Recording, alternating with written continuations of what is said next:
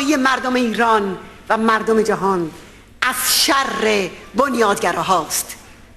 زمان برقراری یک جمهوری بر اساس جدای دین و دولت، جامعه‌ای بر اساس برابری زن و مرد، یک ایران بدون اعدام و شکنجه و یک ایران غیر اتمی است.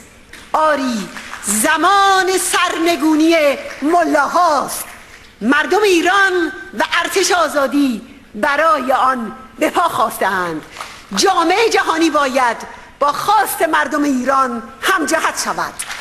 سلام بر مردم ایران، سلام بر مجاهدان آزادی در اشرف و لیبرتی، سلام بر همه شما، با تشکر از همه دوستان مقاومت در سراسر جهان.